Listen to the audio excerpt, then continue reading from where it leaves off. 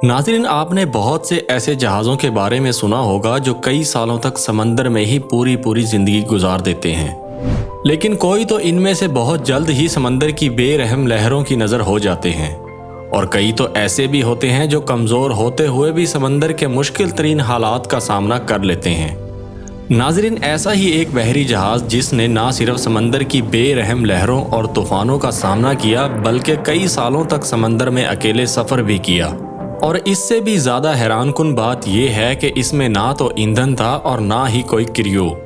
اب سوال یہ ہے کہ اس سب کے باوجود اس جہاز نے آخر کیسے ہزاروں کلومیٹر کا سفر طے کیا۔ ناظرین، ایس ایس بے چیمو نامی یہ جہاز 1910 میں سویڈن میں تعمیر کیا گیا تھا۔ اس جہاز کی لمبائی 230 فٹ جبکہ اس کا وزن 1322 ٹن تھا، اور اس میں ٹرپل ایکسپینشن سٹیم انجن رکھا گیا تھا کیونکہ یہ سٹیم سے چلنے والا ایک کارگو شپ تھا۔ پہلی ورلڈ وار شروع ہونے سے پہلے یہ جہاز جرمنی کے شہر ہیمبرگ اور سویڈن کے درمیان سامان کی امپورٹ ایکسپورٹ کے لیے استعمال کیا جاتا تھا۔ ورلڈ وار 1 کے بعد اسے جرمنی کے جنگی معاوضے کے طور پر برٹش حکومت کے حوالے کر دیا گیا، اور 1921 میں برٹش گورنمنٹ نے اسے ہیڈسن بے نامی کمپنی کو فروخت کر دیا۔ ناظرین، اس کمپنی میں آنے کے بعد اس شپ کا روٹ اسکاٹ لینڈ سے کینیڈا اور الاسکا سے نارتھ ساحلوں تک محدود کر دیا گیا۔ یہ جہاز سامان لے جانے کے علاوہ کبھی کبھار مسافروں کو بھی لے جایا کرتا تھا، لیکن کیونکہ اسے قانونی طور پر لوگوں کو لے جانے کی اجازت نہیں تھی تو اس میں جو بھی مسافر سوار ہوا کرتے تھے ان کے نام جہاز کے عملے کے طور پر درج کیے جاتے تھے، اور ساتھ ہی ساتھ انہیں بغیر کسی معاوضے کے اس جہاز پر کام بھی کرنا پڑتا تھا۔ ستمبر 1931 کے آخر میں وینکوور سے واپسی پر یہ جہاز الاسکا کے نارتھ ساحلی علاقے میں ایک برفانی طوفان کی زد میں آ گیا، اور یہ طوفان اس قدر شدید تھا کہ جہاز کا آگے بڑھنا ناممکن ہو گیا تھا۔ ساتھ ہی ساتھ موسم کی شدت بھی بڑھتی جا رہی تھی۔ ان حالات کو دیکھتے ہوئے کیپٹن نے یہ فیصلہ کیا کہ جہاز کو اسی جگہ چھوڑ دیا جائے اور قریبی ٹاؤن میں ایک کیمپ لگایا جائے جو تقریباً 12 کلومیٹر کے فاصلے پر موجود تھا۔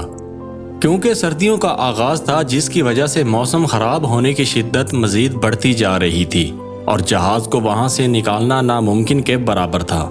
ناظرین، جس پر کیپٹن اور جہاز کے عملے نے یہ فیصلہ کیا کہ اگلے کچھ ماہ جہاز کو یہیں چھوڑ دیا جائے اور اس کی نگرانی کے ساتھ ساتھ اس پر جو بھی قیمتی ساز و سامان ہے وہ اتار لیا جائے۔ اس طرح سے یہ لوگ روز کی بنیاد پر ٹاؤن سے سفر کر کے جہاز تک آتے اور قیمتی سامان تھوڑا تھوڑا کر کے اپنے ساتھ لے جایا کرتے تھے۔ روٹین کے مطابق ایک دن جب وہ جہاز سے سامان لینے آئے تو وہاں پر جہاز موجود نہ تھا۔ اس پریشانی کے عالم میں جب انہوں نے انویسٹیگیشن شروع کی تو ایک مچھیرے نے انہیں بتایا کہ اس نے ان کا جہاز تقریباً 75 کلومیٹر دور ساؤتھ میں دیکھا ہے، جس پر جہاز کے کیپٹن اور عملے نے اس کا سراغ لگانا شروع کیا اور جلد ہی وہ جہاز کے پاس پہنچ گئے۔ لیکن وہ سب کے سب حیران تھے کہ آخر کس طرح یہ جہاز 75 کلومیٹر کا سفر طے کر کے اتنی دور چلا آیا، جبکہ اس پر نہ تو کوئی عملہ موجود تھا اور نہ ہی کوئی کیپٹن جو اسے ٹھیک سے چلا سکتا ہو۔ اور حیرانی کی بات یہ ہے کہ اب بھی یہ جہاز گلیشیئر کے ٹکڑے میں پھنسا ہوا تھا۔ اب اس دور میں ان کے پاس ایسے سورسز تو موجود نہ تھے جن سے اس جہاز کو گلیشیئر سے نکالا جا سکے، جس پر کیپٹن نے ایک بار پھر سے فیصلہ کیا کہ اس جہاز کو یہیں چھوڑ دیا جائے، کیونکہ جس طرح سے آرکٹک میں برف کے طوفان آتے ہیں اور ٹمپریچر تقریباً -30 تک گر جاتا ہے، جس کی وجہ سے نئی سے نئی برف کی تہیں بنتی جاتی ہیں، تو ان کا خیال تھا کہ یہ جہاز اب کہیں نہیں جا سکے گا۔ اب انہوں نے فیصلہ کیا کہ جو بقایا سامان موجود ہے اسے سیو کرنے کے لیے فوری طور پر کوئی انتظام کیا جائے، لہٰذا انہوں نے پاس کے علاقے سے ہیلی کاپٹر منگوا کر باقی قیمتی سامان کو ایک بار پھر سے ریسکیو کرنا شروع کیا، مگر سامان زیادہ ہونے کی وجہ سے ایک ہی دن میں سارا سامان نکالنا ناممکن تھا، اور اس پورے سامان کو نکالنے کے لیے انہیں ابھی بھی 8 سے 10 دن لگنے تھے۔ اس لیے انہوں نے ایک بار پھر سے ڈیلی روٹین پر سامان کی شفٹنگ کا عمل شروع کیا۔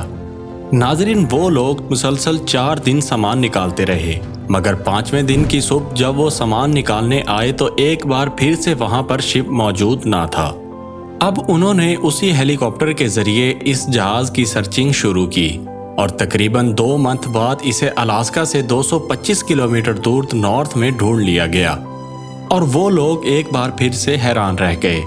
کیونکہ یہ جہاز پھر سے برف کے ایک بہت بڑے ٹکڑے میں دھنسا ہوا تھا، اور آخر کیسے ایک خالی جہاز بار بار اتنے کلومیٹرز کا سفر کر سکتا ہے۔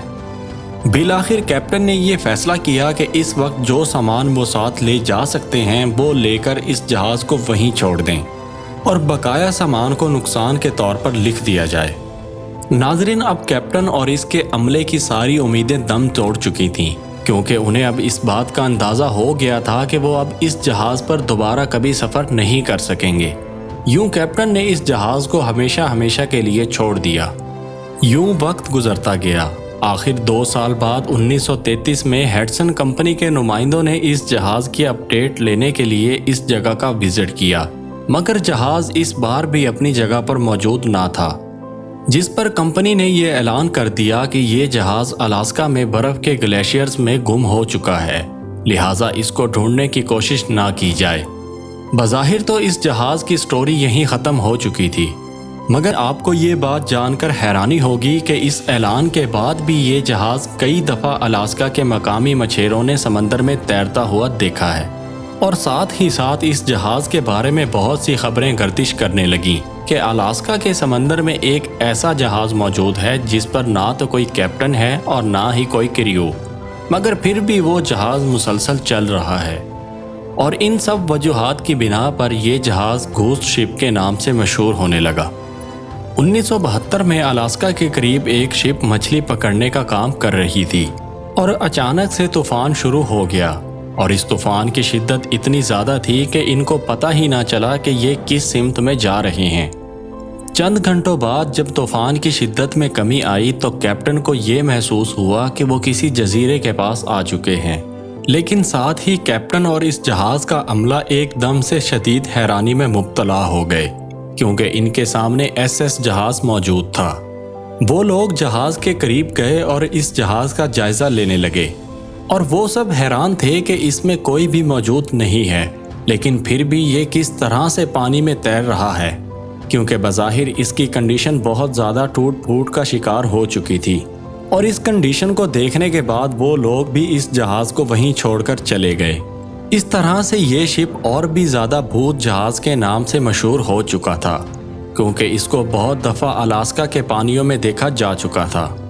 ناظرین، 2006 میں جب الاسکا کی گورنمنٹ کو اس جہاز کے بارے میں بہت سی خبریں موصول ہوئیں تو انہوں نے اس جہاز کو ڈھونڈنے کے لیے ایک ٹیم تشکیل دی،